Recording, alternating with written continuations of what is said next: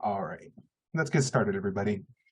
Good afternoon, everyone. The International Parking and Mobility Institute presents today's Learning Lab, a new frontier perspective on monthly parking, presented by TEZ Technology. My name is Kenny, and I'll be moderating today's presentation. As a reminder, today's presentation is being recorded. We will make the recording available online and will post it to IPMI's YouTube channel within a few days. Before we start, I'd like to go over a few quick housekeeping rules for the day. This Learning Lab will last 60 minutes with a Q&A session at the end. We ask that you please keep your mics muted unless called upon. If you have questions for today's speakers, please feel free to queue up a question at any time by typing it in the chat. To access the chat, click the chat icon in the Zoom menu. A chat window will open. Please type your questions or comment and click send. We will get to as many questions as time allows. It is now my pleasure to introduce our speaker, Katherine Beaty, Vice President of Implementation, TEZ Technology. Katherine Beaty serves as Vice President of Implementation for TEZ Technology. Katherine is responsible for managing a team of relationship-oriented parking specialists, coordinating service, delivery, and operations for new onboarding clients. Katherine has over 20 years of experience in the parking industry. She has experience in operations, management, accounting, and compliance. She has been integral in developing solutions designed to retrieve and evaluate data for parking facilities to streamline and enhance their operations. It is now my pleasure to turn the audience over to our speaker. Katherine, the audience is all yours. Oh, well, thank you for that wonderful introduction. How are y'all doing today? So I'm here to talk to you about monthly parking and how it's starting to change and evolve within our industry. So we're going to look at reducing the risks that some of the having monthly parking brings to our operations. And so we're going to look at what that looks like on this new frontier. So to start off with, now that I'm sharing my screen. All right, so we're going to go kind of out with the old and in with the new. So we're going to look at the old ways. So the old ways were server-based. So a lot of us had to have, big, tall servers on property, or we had to pay somebody to maintain our servers, or we had a server room that we needed to cool and maintain. We used to have, they were kind of immobile. They didn't really move around a whole lot. They only worked on the PC. You could remote log in if you had a VPN, but a lot of times you had to be on site or screen share or ghost it back in the day. If any of you remember what ghosting is on computers. All right, they were all license-based. Basically, you would buy a license for a particular location, and they would all be independent from each other. Single reporting per location. So usually, again, because they were license-based, everything was basically one license per every location, and they didn't really speak or talk or interact with each other unless you spent extra funds or money or resources to develop a API that made them all communicate into some type of dashboard situation. They were usually based on a single rate structure or a very simple rate structure. They were usually controlled directly by the operator with very little support to log in once you bought the license and you put it on your server. You had a limited access to what type of help and resources you could get if you ran into issues. And then there's a lot of manual processes around invoicing, manual processes around bookkeeping, and then manual processes around managing your wait list. So what does the new look like? I love this saying by Socrates. The secret of change is focus on all of your energy, not on fighting the old, but on building the new. So many people are resistant to change, and change isn't always necessarily bad. It can hurt in the beginning, especially the first 90 days or so, but then after a while, it usually gets better. So what does the new world look like? The new world is more cloud-based. So servers are now spread across the country, sometimes multiple countries, sometimes multiple farms, so that there's redundancy and backup systems in place now. You no longer have to maintain a server on site, so there's a lot of cost savings associated with that. They're mobile device friendly now. A lot of monthly parking solutions now offer where you can look at it on any type of device, whether it be a mobile phone, a tablet, a computer. It all is interchangeable now as far as viewing and screening access and capabilities within the system. The other thing is we're seeing a lot more of a subscription-based model, meaning instead of it being license fee-based, it's a subscription-based. So you charge either operators or parkers to be part of that system, much like Netflix does as a subscription plan process, or like Amazon Prime and things of that nature. The models are now shifting towards subscription-based models.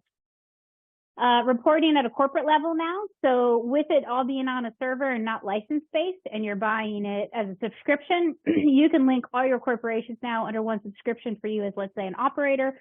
And then you can then view and access your entire portfolio accounts under one location now, instead of having, individual licenses or individual logons for every single location that you have.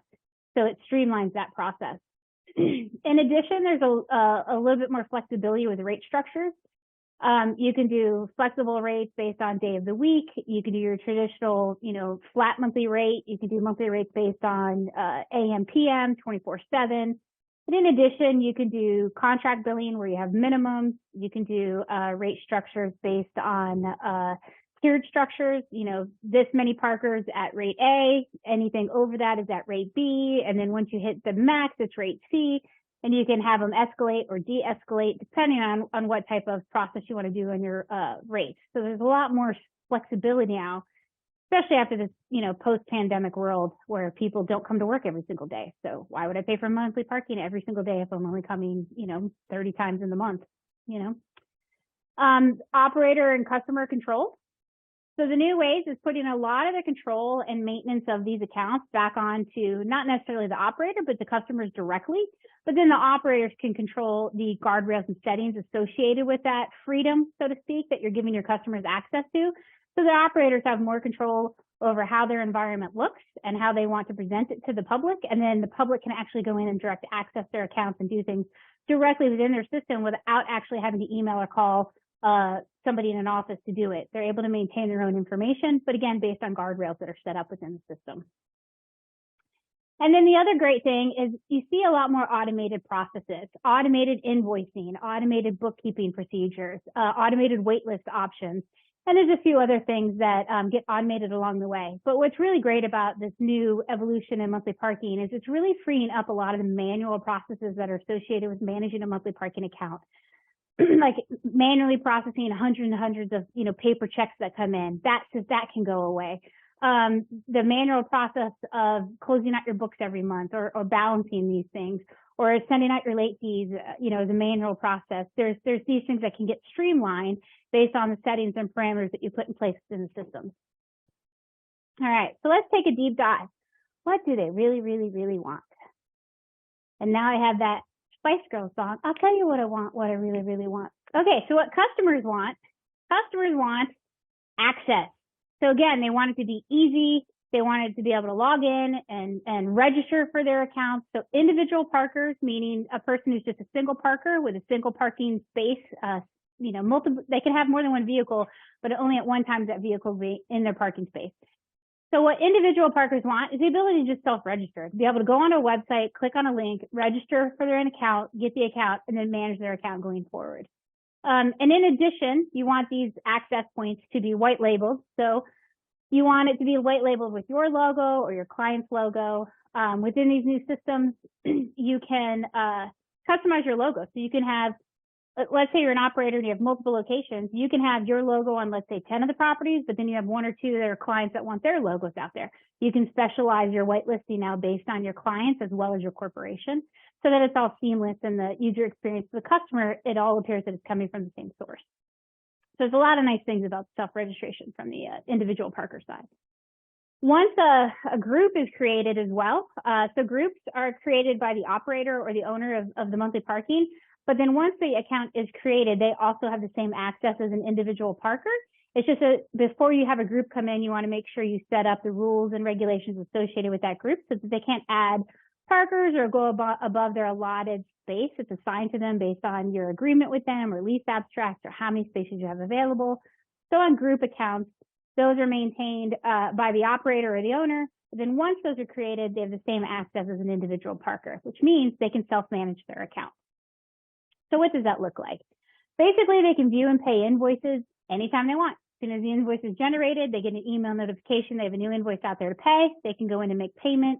They can set up auto payment. They can remove auto payment. They can update credit card information, update vehicle information, update their members, update their contact information.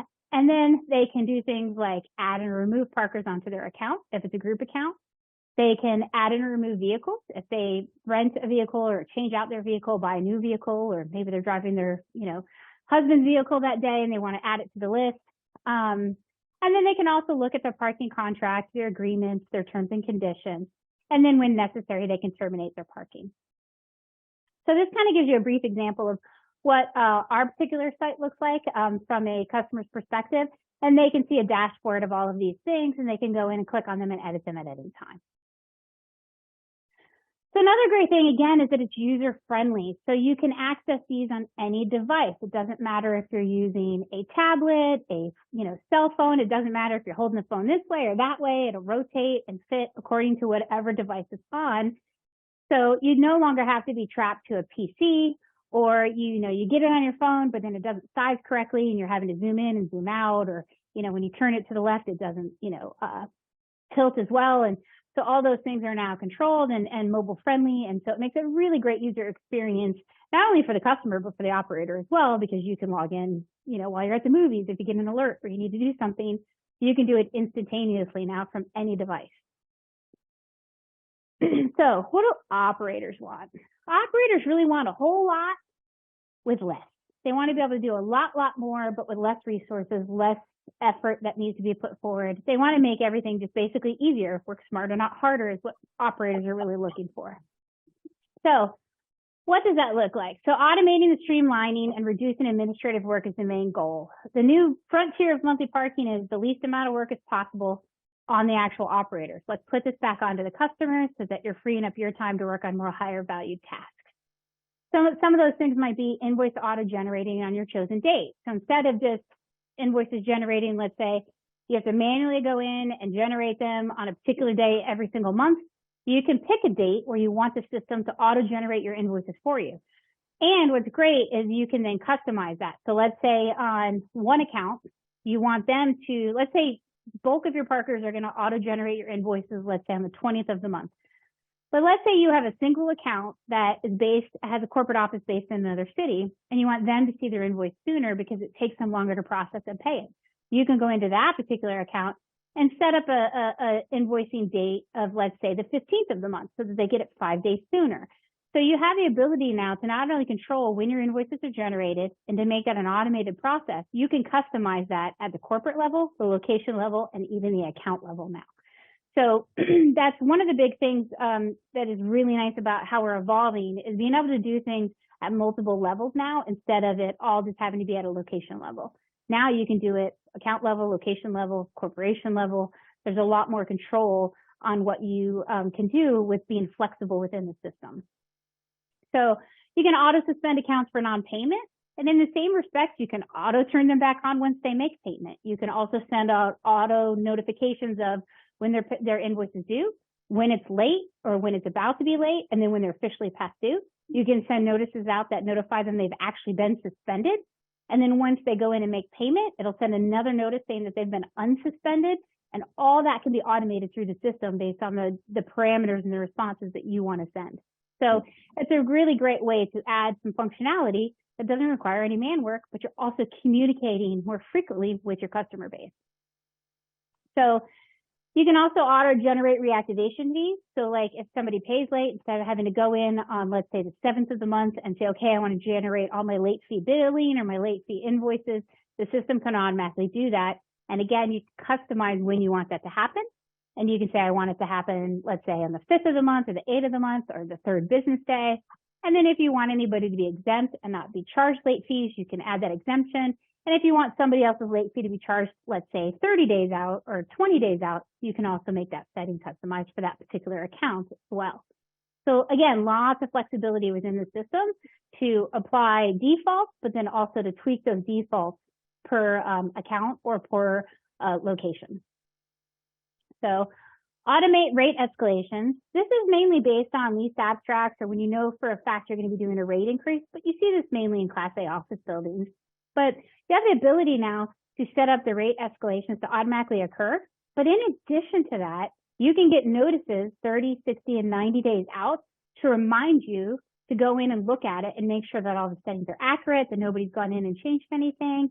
If maybe something happens, like the market rate changed in a particular area, for example, due to a pandemic, you can go in before that rate escalation occurs and edit it. So it gives you reminders 30, 60, and 90 days out to go in, verify that the information is accurate, and then you can make any changes you need before it actually goes live. And then once it goes live, it'll go live on that date and apply it to all the accounts that are necessary to be applied to.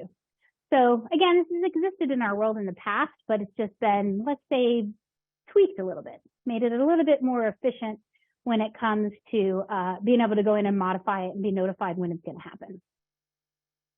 So another great thing is the automation of bookkeeping cycles.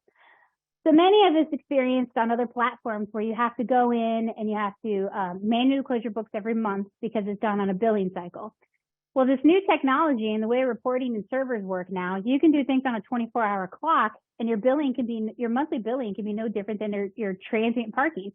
You can have everything on a 24-hour clock, which no longer requires you to have billing cycles and close out a cycle for the month, and you can still have the option to do an accrual accounting method, or you can do a cash and bank accounting method and not have to worry about what bookkeeping cycle you're in, because the system will recognize that and automate that process for you so that you can still choose which way you want to go based on what reporting options you choose.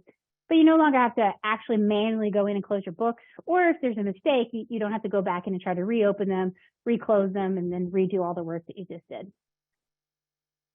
You can automate payments generated without having to upload any files, or remember to go in there on the first of the month. And let's say the first happens on a Saturday, and then you have to remember to do them either on that Friday or that Monday, or even worse, you have to come in on the weekends and do it. The systems now are designed where once they're in there, you can tokenize their information. So you don't have to store credit card information anymore. You don't have to worry about PCI compliance. You can just tokenize their information. And then you can generate the system to automatically charge those accounts on the first, no matter what day the first falls. And it's a complete automated process. And then if somebody's card does not go through for a variety of reasons, like for example, they don't have enough funds, or let's say their expiration date expired, it'll send that customer a notification automatically that their payment did not go through on the auto-generated date. It'll let them know that they need to update their information. And then they can go in and make payments by just, again, logging into their portal. Once they go in to make payment, they're good to go. But that whole process can be automated now, where you're not required to upload files or remember to actually push the file to the bank on the particular day that you need to.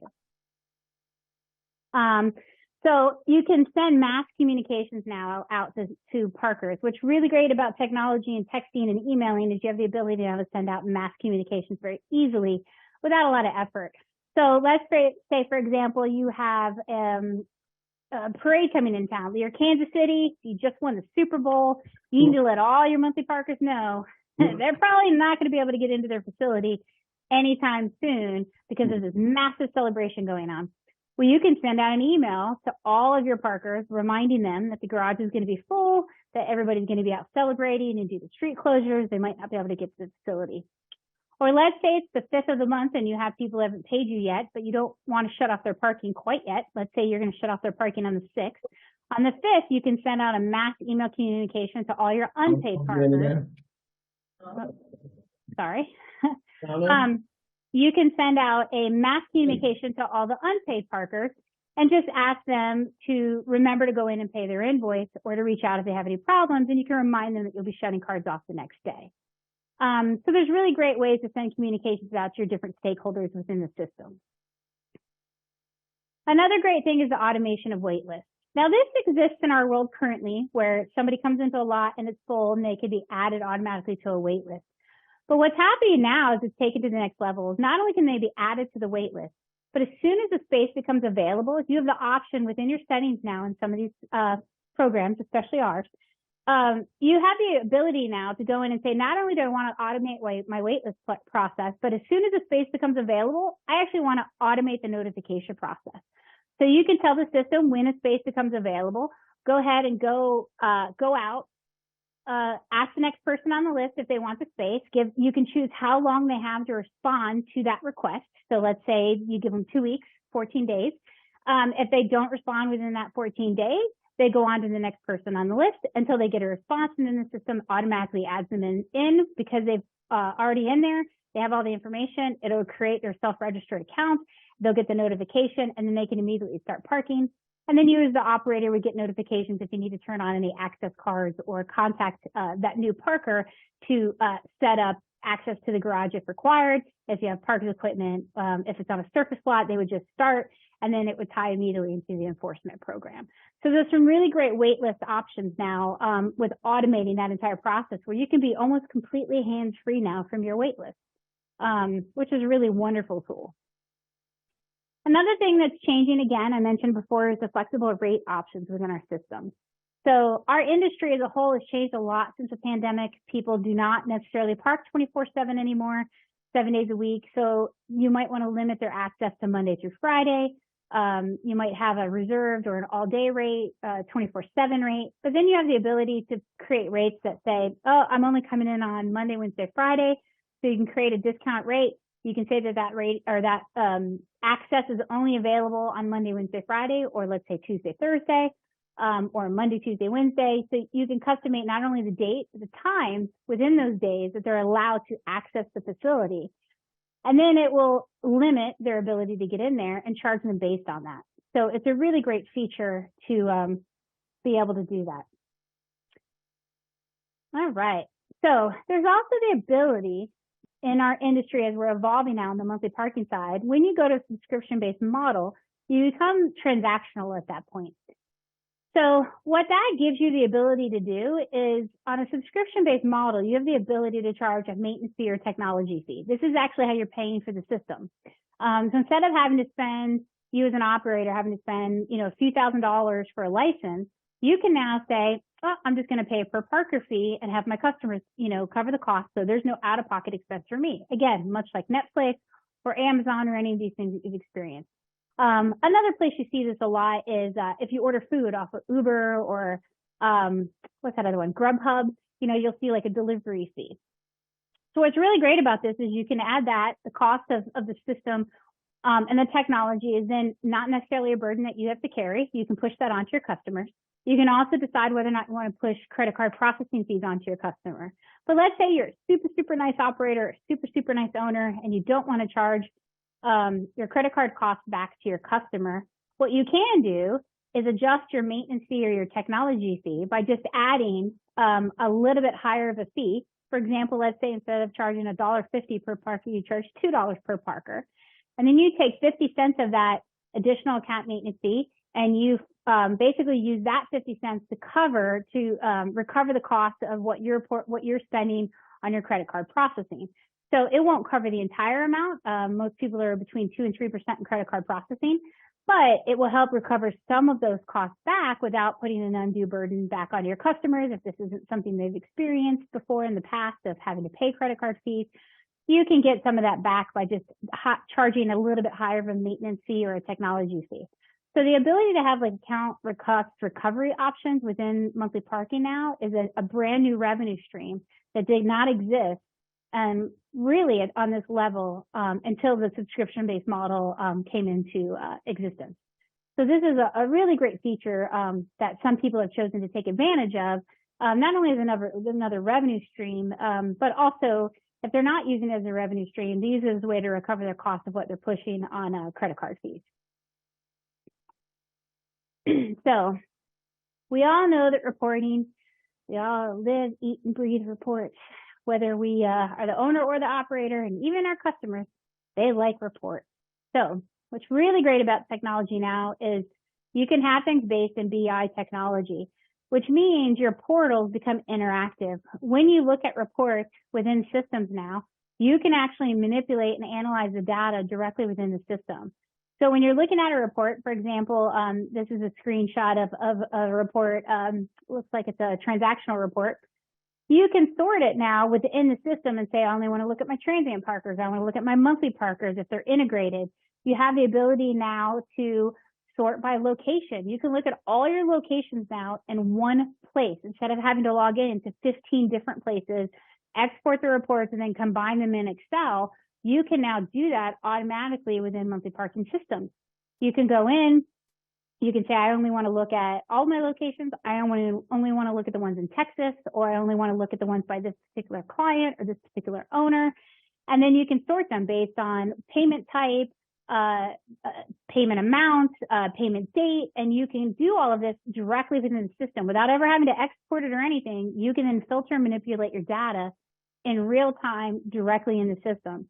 Instead of having to look at a stagnant PDF report or export a report, it all becomes live, functional, interactive data that you can now work with on a regular basis. So it's a really, really great, this is one of my favorite things about where we've evolved as monthly parking, is the ability to analyze your data so much more quickly now. In the past, I managed at one point something like 1,500 monthly parking locations and accounts. It was over $2 million worth of monthly revenue, over 1,500 locations.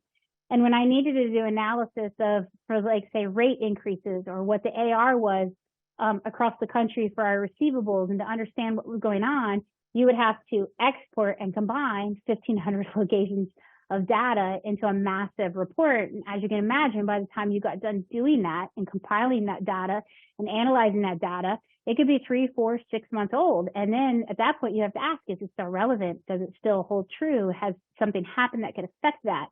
So there was a lot of things that could affect your ability to analyze because it would take so long to generate these reports if you were an operator of a very large scale. You know, if you're a small operator, still the same thing. Do you have the time and the resources dedicated to take the time to combine and analyze those reports? Now you can do it in seconds. So this to me is like my favorite thing about how we've evolved in monthly parking over the last, really 5 years. This has really just become about as being the technology now is just giving us this ability to do that. And it's just such a wonderful thing. So again, you can access all your locations in one report. You can be able to see and filter reports interactively with the BI tool. Everything can be exported. What's really great too is not only can you just export it now as the old ways that you could export it as a PDF or you could export it as a CSV file. Now you can export it as a PDF. You can export it as a CSV file. You can export it with filters and formatting already in there so that you don't have to do those extra steps. You can now you can export it with charts and graphs. You can build these things. So you now have the ability to not only just look at a report with just straight words, data, and numbers, you have the ability to make those reports interactive with charts, with graphs, with filters, and not actually have to do all of that work manually within Excel or within what other reporting tools you are using. So it's a really great evolution of how our monthly parking has evolved. Is just on the reporting side alone is just tremendous. Here's an example. Like you can pull a report out that says credit card versus cash and look at it on a daily basis. You can look at it over an extended amount of time.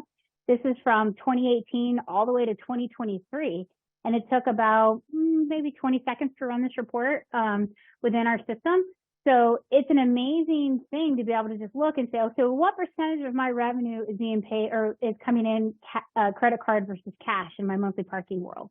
How much of it is credit card versus manual checks?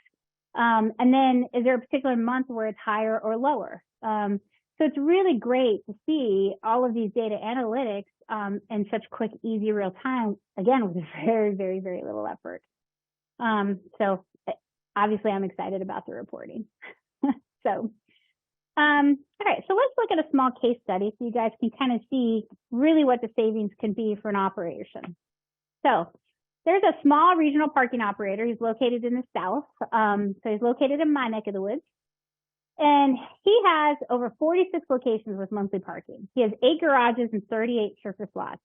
And he's been using he's been using our product as an example for 2 years. So what's really amazing, he has 683 accounts.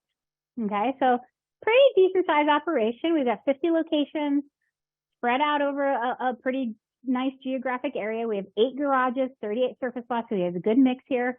And you've got a lot of accounts, 683 accounts. It's nothing to be, ashamed of. It's a good size account. So we've got roughly 3,570 parkers. Okay, so out of that 683 accounts, it makes up roughly 3,500 parkers. When his first year, he was able to reduce his office staff from 3 personnel to 1. And then what he did is reallocated those resources to enforcement and to other areas within his organization. So it was great because it kept him having to hire additional staff. He was able to reallocate those staff into higher functioning opportunities that created a greater value for his organization. He saved $100,000 in salaries by just not having to add more people to his staff, by being able to transition them into other jobs. He was able to prevent having to add more payroll to his system, because he was able to free his staff up to do other responsibilities. And then on the annual account cost recovery, he decided not to push his credit card fees back onto his customers. So he was getting basically another $1,200 a month to help offset the cost of what he was paying in credit card processing fees. So it was a really nice savings to be able to offset some of his expenses and use that as a way to reduce those costs and costs for his clients by getting some of that money back. So again, it's just a really great example of what you can do within the operation to maintain your monthly parking. Oh, geez, I went way fast. So basically, this is the way parking should be when it comes to monthly parking. Monthly parking makes up most of the time 80% of a parking portfolio for most operators. And it's probably in the last, roughly, I would say 20 years, it's the part of our industry that's had the least amount of technology advances, really. We've had lots of parks equipment technology that's made monthly parking easy as far as how they access the facility. Like, you know, they can access hands-free now with AVIs or Bluetooth reading, and you know, you do LPR and drive up to a gate. And that's pretty much the extent of where the technology has hit monthly parking. It really hasn't affected it on the billing, on the revenue control side of it, on how you do the reporting. None of that has really evolved very much over the last really 15 to 20 years. It's pretty much been the same kind of status quo. So in reality, what's really happening now within our industry is we're starting to focus, and really this is because of the pandemic and the change of monthly parking that occurred of people not coming to work every day and needing to have some flexibility in the way technology is now with phones and devices, and being able to self-manage your accounts, much like Amazon and Netflix or your Uber account. It's really provided us the ability to advance monthly parking for the first time, not only advance it, but to be able to get adoption for people to accept these advancements and really like them and spend time getting to use them and appreciate them. So again, some of those things are a lot more hassle-free now. If you're a parker, you can not have to worry about emailing somebody and having them get back to you, and it might take a day or two. You can literally log onto your account and update your email information, or ask for a receipt, or get a copy of your invoice, or you can make payment. You can update your vehicle information. You no longer have to email somebody, make sure they get it done, or make a change to your account, hope that it gets done before the next invoice run. All of that goes away because it becomes hassle-free. From the operator's point of view, it also stays hassle-free because you are not having to spend all of those man hours updating email information, updating vehicle information, entering all the manual payments. Now, people pay credit card and ACH. So there's no manual payments now unless you absolutely need to take them. And you can limit who you allow to have manual payments access to. With e-checks and ACH and credit card technology, there's not really a need to take manual payments anymore. So you don't have to worry about processing those, filling out, taking that money to the bank. You don't have to worry about manually entering those. You don't have to update the accounts manually. You don't have to deal with hundreds of emails coming in on a monthly basis and manage your monthly parking portfolio. All of that becomes hassle-free for you as well. So again, really great features that are coming in this particular part of our industry because of all the technology advances that we've had over these last few years. What I love is it's a lot more elegant looking. Again, it's so nice when you can look on something on a web page or on a device and you can maneuver it and access it, and it's very intuitive. It's very sharp and crisp looking. It's just nice to finally see it evolve and look pretty as well as functional. So, and looks do matter in today's world. How your technology looks and how it's representing you as a company, it matters. If you look antiquated or old or kind of behind the times, then, you know, people feel that and they're less likely to feel, you know, warm and fuzzy. It's hard to get warm and fuzzy in our industry to begin with, but if you can, these little things matter. They make people feel a little bit more comfortable, and they make people feel like it's modern and new and it's being utilized correctly. And technology is giving us that ability to do that. So why shouldn't monthly parking look elegant as well? Everything else does. We should too. So the other thing is simple. You want to make it as simple and clean as possible, and these systems now do that. You can log on in a very simple, easy, clean way, access your information, and update your information. Again, from both perspectives. You can do it from the customer perspective or the owner-operator perspective. But both of you have the ability to just simply access everything and simply manage it. So it's totally easy now, basically. And user-friendly. So it needs to be user-friendly, not only from your customer's experience, but from your experience as well. So anything that we can do that streamlines both people both stakeholders is an amazing thing within our industry.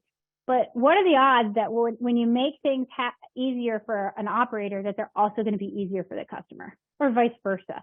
When you make things easier for the customer, it might be 10 times harder for you on the operator side to maintain, that particular offer.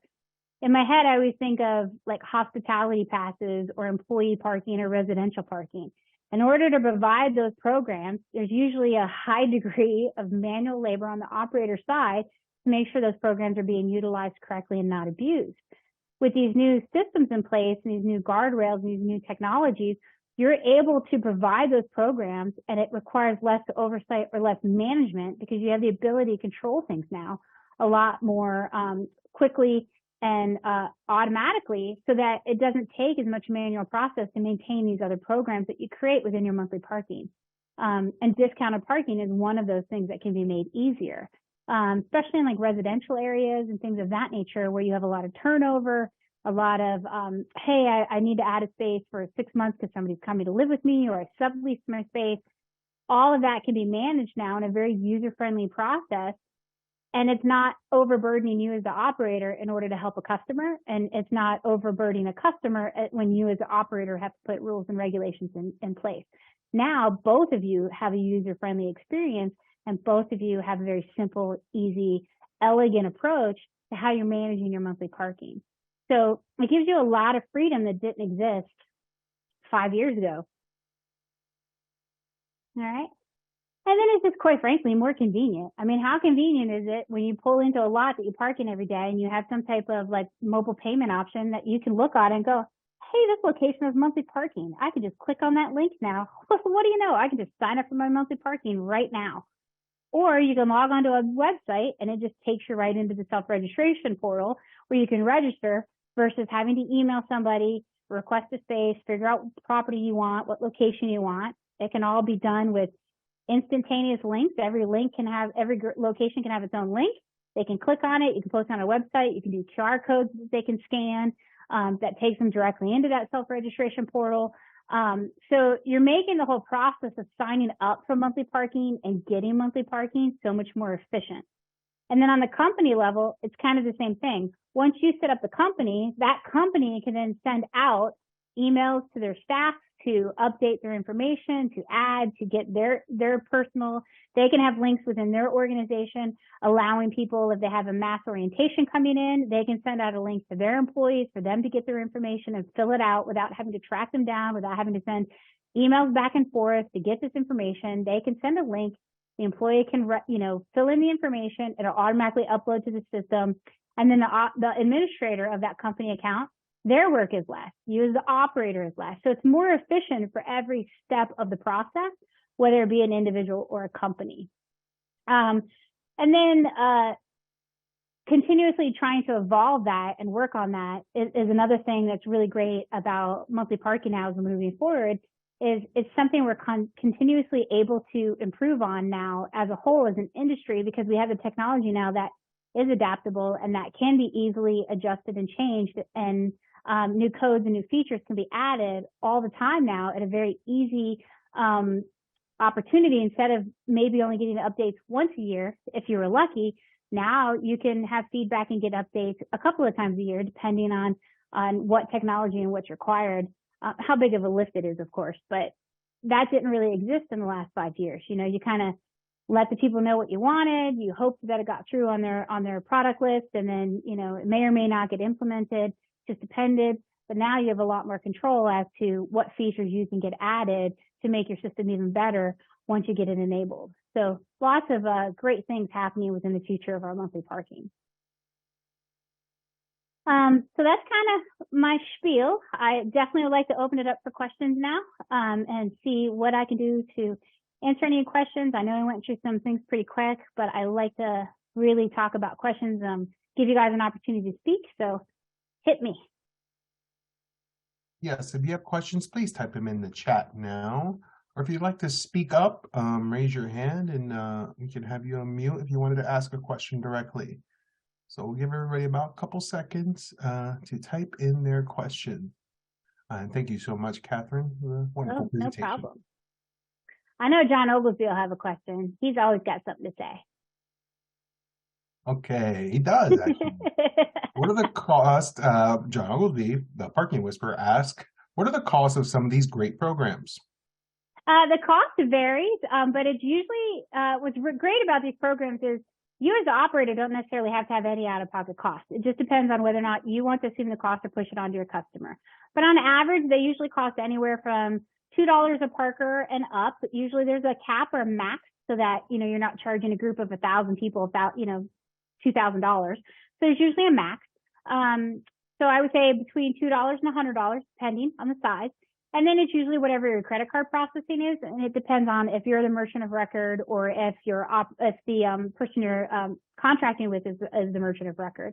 But on average, you can figure between 2 to 3% in credit card processing. Thank you. And a little follow-up to that. Do these solutions work in the public sector as well as private? They do. They work basically in all the environments. You can use them on surface lots, universities, municipalities, garages. There's integrations available. In the surface lot environment in particular, one of my favorite things is that you can connect these directly with your enforcement providers. So there's lots of great open APIs now where all of that can directly communicate with your enforcement providers, and you can do enforcement in real time and include your monthly parkers in with that list and not have to maintain it as a separate whitelist. You can integrate with garages and, still maintain your gate opening and closing and things of that nature. But yes, it can be used in all environments. Thank you. Michael Kramer asks, he states, this is the right direction. We did this at my former company. So how does this work with access control systems? So again, our particular company, as an example, we have open API. So as long as you have a parks provider that's willing to work with your API and work through that process, you can get them to communicate and link and talk. Spaces is a great example. They have a great connection with us. And they're another great new technology because if you're familiar with them, they go in and out of garages using your cell phone. So you don't have access cards of any kind.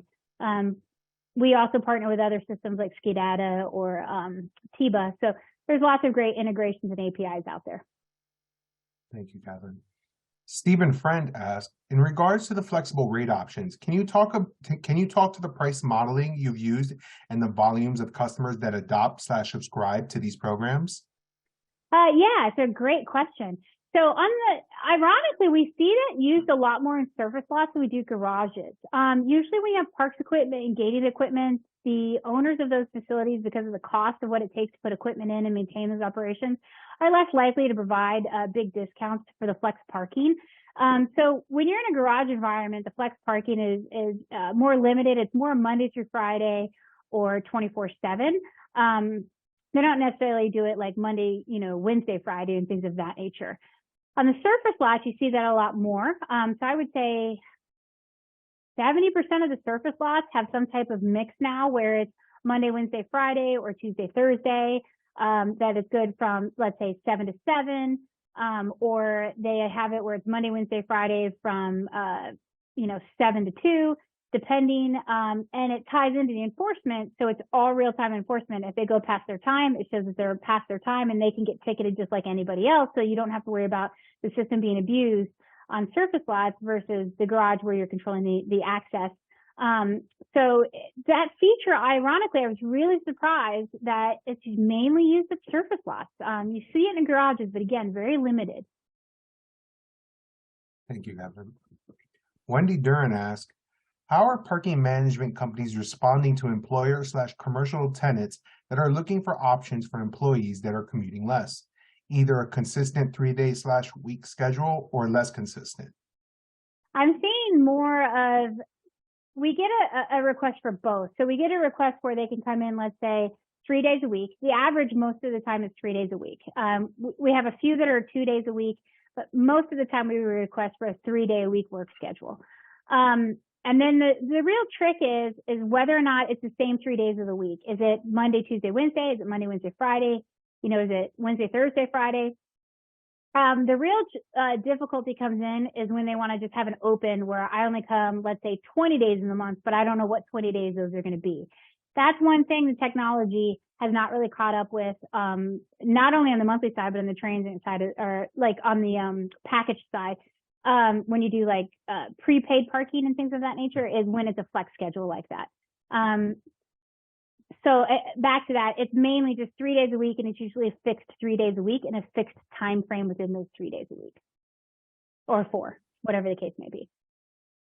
Thank you.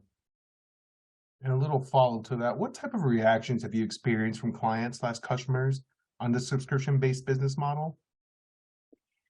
So in a Class A office building, that's the only time I've ever received any negative feedback or comments about what's this additional fee that you're charging and why are you charging it. And it makes sense because some of those companies, when you're dealing with an individual parking, it's just $2. Most individual people are so used to seeing these fees now. Like when you order Uber or when you order Grubhub, there's a $2 delivery fee, or, you have your Amazon subscription fee. So these people are used to that now. Really, the only pushback is on the company side, and it's because you might be paying a fee of up to $100, let's say, because you have, 400 parkers or 1,000 parkers. Once you explain what the fee is for and how it's paying for this technology and that they're getting access to do and manage their own account, most of the time they're very accepting to it and don't really have an issue. The only time it's really become a major issue is if it's built into the lease that they can't pay any, that their parking rate is locked because of their lease.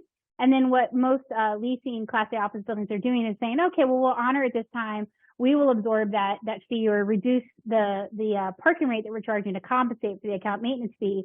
And then when their lease renews, they just add that into the upcoming lease. And again, there really not been a whole lot of pushback on it. Gotcha, Katherine. Michael Kramer asks, on the price modeling, to be clear, can you allow a certain number of uses per month? If so, what happens when the parker exceeds the per month allowance? So we don't have a per month allowance now. It's basically just based on a day of the week and a time of the week. But in theory, if you were going to build that out, which we do have on our roadmap to do, and there's other monthly platforms as well, it's building out that flexibility that when they go over, they would either then it would trigger an enforcement on a surface lot, or it would trigger their access card not to work. Gotcha. Thank you. Another question here. How difficult is it to change your old monthly parking system to this new type of process? It's an excellent question.